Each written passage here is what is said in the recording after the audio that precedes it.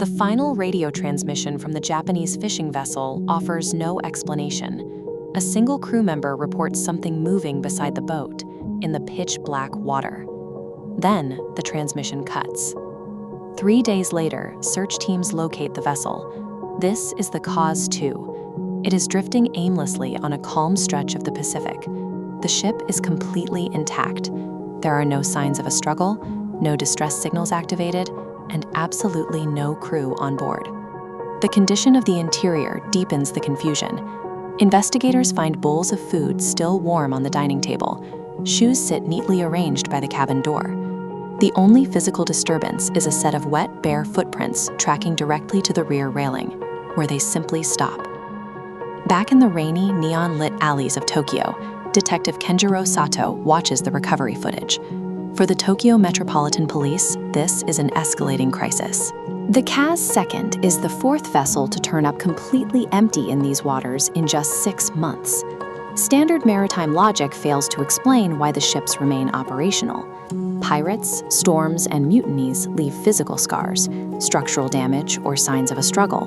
On the Kaz II, the vessel was left in working order, as if the crew were simply removed. Emiko Kurosawa, an independent investigative journalist, begins tracking the disappearances after her own brother vanishes on a cargo ship. She notices a pattern ignored by authorities. Buried in the background noise of every final radio transmission is a distinct rhythmic audio anomaly. The anomaly extends to the physical recovered ships themselves. Deep below deck, carved into these weathered hulls, investigators find the same Japanese characters scratched repeatedly into the steel walls. The sea remembers. When you map out 20 years of maritime disappearances, the randomness disappears. The coordinates form a dense, inescapable cluster in a specific region of the Pacific. Sailors know this perimeter as the silent water. Emiko runs the recovered audio tapes through forensic filters to strip away the ocean static. Beneath the distortion, the anomaly reveals itself as voices. It is the distinct, off-key sound of children singing, broadcast from the middle of the ocean. The convergence of these specific coordinates and the filtered audio signals suggests a systematic process.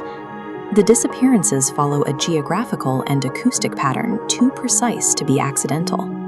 Sato and Emiko's investigation immediately hits a concrete wall. Government maritime agencies begin deleting historical shipping routes from public databases. Key witnesses recant their statements. Coast Guard officers who filed initial reports vanish from the active duty roster. Emiko breaches a classified archive in an abandoned asylum outside Yokohama. The files detail survivors of older, undocumented disappearances. These men were quietly institutionalized, suffering from severe auditory hallucinations and an overwhelming suicidal instinct to return to the ocean. The silence finally breaks in an interrogation room. A retired naval officer reveals that decades earlier, the military conducted highly classified deep-water operations in the exact coordinates of the silent water. This command center controlled deep-sea testing. Naval operations used these complex arrays and radar to bombard the Pacific floor with aggressive acoustic frequencies. Intended to map the ocean floor, this continuous sonar acted as a beacon, waking a predatory intelligence at the bottom. The influence of the entity is reaching the mainland. Detective Sato's strange daughter, an art student, begins painting obsessive, dark canvases filled with black ships. Her dreams are being hijacked by the same frequencies pulling at the sailors. Rather than admit to triggering an anomaly they could not control, military and civilian institutions continue to sacrifice commercial crews to keep the sonar tests a secret. Defying departmental orders, Sato and Emiko hire a private vessel and sail directly beneath the dense storm clouds blanketing the silent water. The moment they cross the perimeter, modern technology fails. The radar screens flatline. Compasses spin erratically. The vessel is instantly plunged into total sensory isolation, drifting blind in a sudden, thick fog. Then the fog breaks. They are not alone. Dozens of massive, dark silhouettes slowly emerge from the mist. It is a drifting graveyard of military destroyers, cargo freighters, and fishing boats, all completely abandoned, surrounding them in a tight circle. The dead fleet operates with impossible synchronization. Without a single human hand on board, every ship sounds its massive industrial horn at the exact same millisecond. The entity collects and displays these vessels, keeping them perfectly intact as trophies of its harvest. Below the waterline of one of the massive military ships, Sato discovers an architectural impossibility.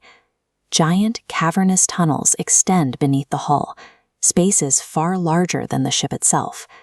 The metal walls are etched with the names of thousands of missing sailors. The entity hunts through acoustics. Emiko locates her brother deep within the maze. He explains that the creature broadcasts a frequency that overrides the human nervous system, replacing free will with a docile, overwhelming urge to surrender.